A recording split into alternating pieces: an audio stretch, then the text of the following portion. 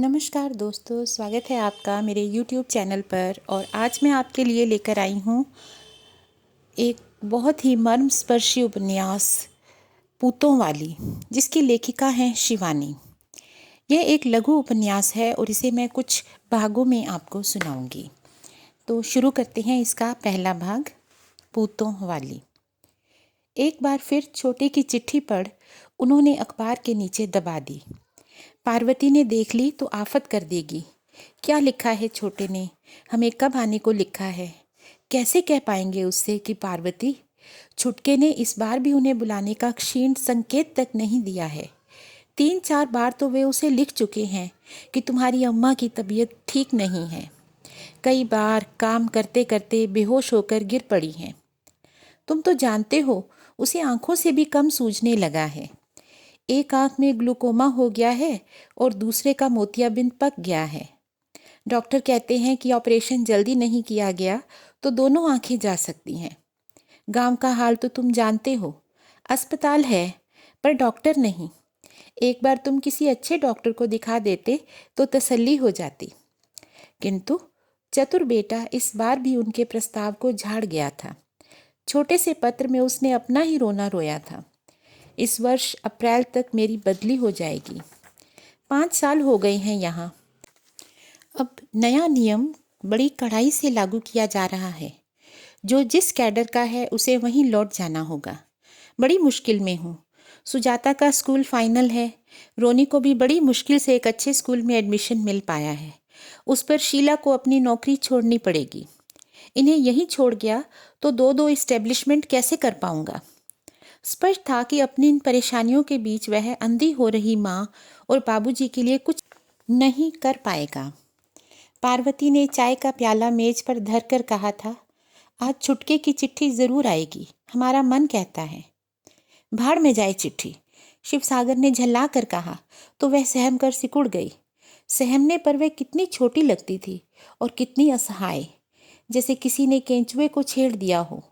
और वह तत्काल अपनी 70 देह को कुंडली में समेट सिकुड़ कर बिंदु सा बन गया हो। दूसरे ही क्षण पत्नी के पीले चेहरे को देख शिवसागर का हृदय स्वयं अपनी भर्त्सना करने लगा।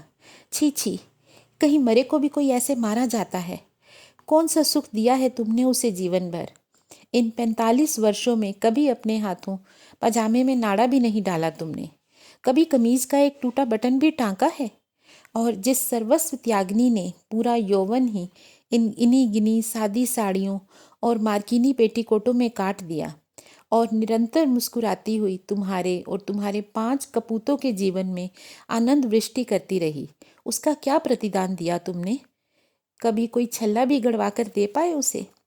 वह तो पूरे 20 तोला सोना दिया था उसके कृपण पिता ने। उसी बैंक बैलेंस से न जाने कितनी बार शिवसागर ने गृहस्थी की गाड़ी खींची थी।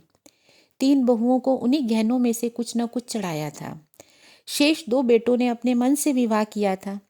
इससे उन्हें कुछ भी नहीं दिया गया। कृपण पिता के इस आदौर्य का एक कारण भी था। ना देते तो उस साधारण चेहरे को देख कौन उसे ले जाता? न पढ़ी लिखी, न कद काठी की ही दुरुस्त। कभी कभी तो लगता वह बजर बौनी ही है। उस पर बेहद डरपोक थी लड़की। माँ की मृत्यु ने उसे और भी भीरू बना दिया था। पिता हेडमास्टर थे। उन्होंने उसे अपने ही स्कूल में पढ़ने भी भेजा था, पर न जाने कैसा भूसा भरा था छोकरी के दिमाग में। पहली ही कक्षा में 3 बार फेल होती रही। इसी बीच पिता ने दूसरा विवाह कर लिया था। विमाता की क्रूर आंखें देख लड़की पहले ही दिन सहम कर और सिकुड़ गई। विमाता जो भी काम सौंपती उसे ही बिगाड़ कर चौपट कर देती। सब्जी में नमक ही नमक। चावल पसाने बैठती तो आधा चावल ही माड़ के साथ बहा देती। कभी तेल उलट देती, कभी दूध। फिर विमाता बाढ़ में उफंडती नदी सी कगार पर खड़े वृक्ष के से पिता के विवेक को भी ढहा गई। दिन रात की चुगली पर जाने वह नित्य ढोल दमामे सी पीटी जाने लगी।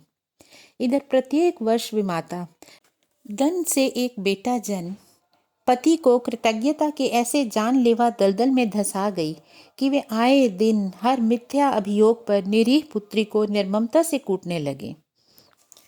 एक दिन पार्वती की दयालु बुआ ने यह रिश्ता पक्का कर दिया था। दान दहेज तो काफ़ी मांग रहे हैं, पर ऐसा दामाद तुम्हें मिल नहीं सकता। ठीक ही कहा था बुआ ने। ऊंचे विद्वान जामाता को उन्होंने देखा तो मन ही मन सोचने लगे, मातृहीना गाय सी पुत्री के साथ उन्होंने जो भी अन्याय किया था उसे इसी कन्यादान की पुण्य सलीला में धो पोंछ कर बहा देंगे। समधी की हर मांग वे प्राणपण से पूरी करेंगे।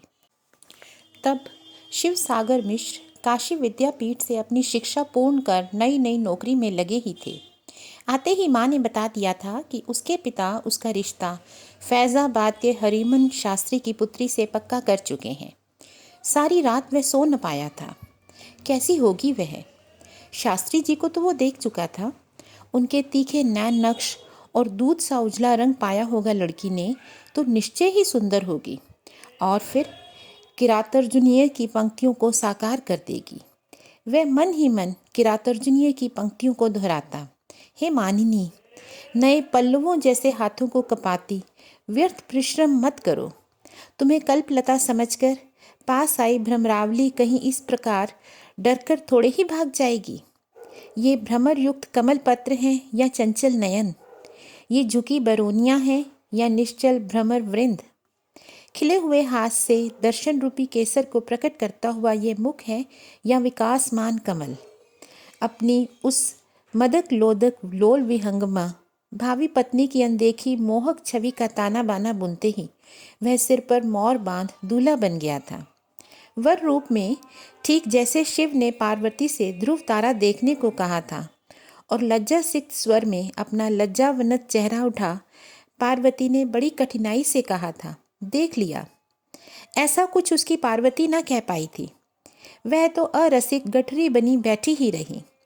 पर जब घर पहुंचने के घंटों बाद नववधू का चेहरा देखने को मिला तो शिव सागर का रसिक चित्त अपनी सब कलाबाजी भूल गया।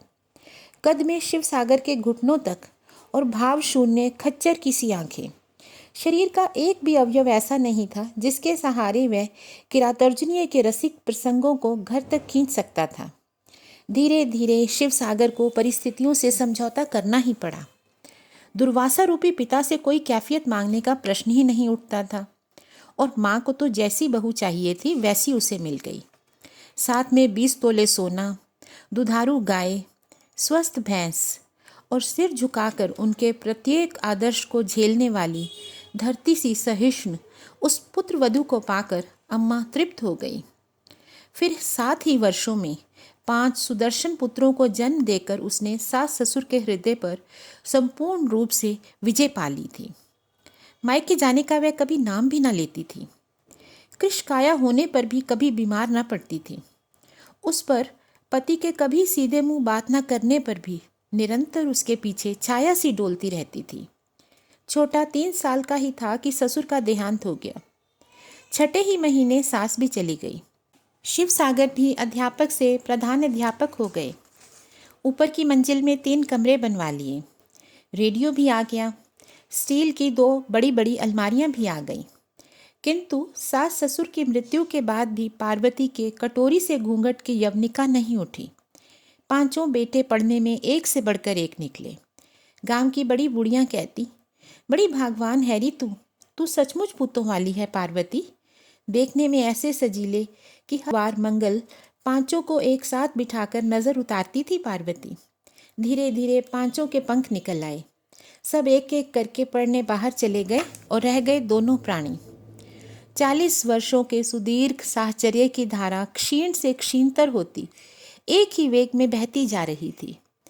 शिव सागर को वार्धक्य ने झटक दिया, पर पार्वती का एक एक बाल अब भी काला धरा था।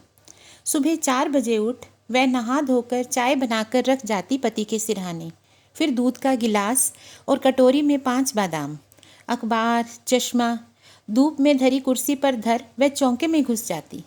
गजब का रस था उसके हाथों में, खिचड़ी हो या मेवे की गुजिया। अजी हमारी बहू जैसा खाना कोई नहीं बना सकता पूरे गांव में। एक दिन विवाह के कुछ ही महीनों बाद शिव सागर के पिता ने कहा तो उनकी स्तुति को शिव सागर ने वहीं पर व्यर्थ कर दिया था। ठीक ही कहा है आपने। हमारे एक मित्र का भी यही कहना था कि जो औरत जितनी बदसूरत हो वह उतना ही खूबसूरत खाना पकाती है। बाप तो हो करके हंस उठे थे। सोचा लड़का नई नई बहू को हंसी हंसी में छेड़ रहा है, पर पार्वती के घूंघट की यवनिका सहसा और नीचे खिसक आई थी। वह घूंघट की आड़ में रो रही है, यह शिवसागर ने देख लिया था। रोने से नासिका का रक्तिम अग्रभाग देखकर वह और चिढ़ गया था। पिता को वह इस बेमेल गठबंधन के लिए अंत तक क्षमा नहीं कर पाया। आश्चर्य था कि विवाह के बाद वह आज तक पत्नी से एक शब्द भी ना बोला था। फिर भी उस विलक्षण नारी ने अपनी वेदना का पात्र किसी के सामने रिक्त नहीं किया। भले ही ना बोले, उसे 5 दर्शनीय पुत्रों की जननी तो बना दिया था उसके उदार जीवन सहचर ने। कोई विश्वास कर सकता था कि पूरे 10 वर्ष बाद वह उससे पहली बार बोले थे। तो दोस्तों, यहीं पर इस कहानी का प्रथम भाग खत्म होता है। आप सब में यह जानने की उत्सुकता होगी कि इतने साल तक जब शिव सागर अपनी पत्नी से नहीं बोले तो आखिर क्या वजह थी जो उन्हें अपनी पत्नी से बोलना पड़ा, और क्या वो जब उससे बोलना शुरू करते हैं तो उनके व्यवहार में परिवर्तन आता है? क्या पार्वती का जीवन सुखमय हो जाता है? क्या वो अपने पति का प्यार पा सकती है? यह सब जानने के लिए देखिएगा इसी कहानी का दूसरा भाग इसी चैनल पर। दोस्तों, अगर आपको मेरी कहानियाँ अच्छी लगती हैं तो आप मेरे चैनल को लाइक करें, शेयर करें और सब्सक्राइब करें। Thank you.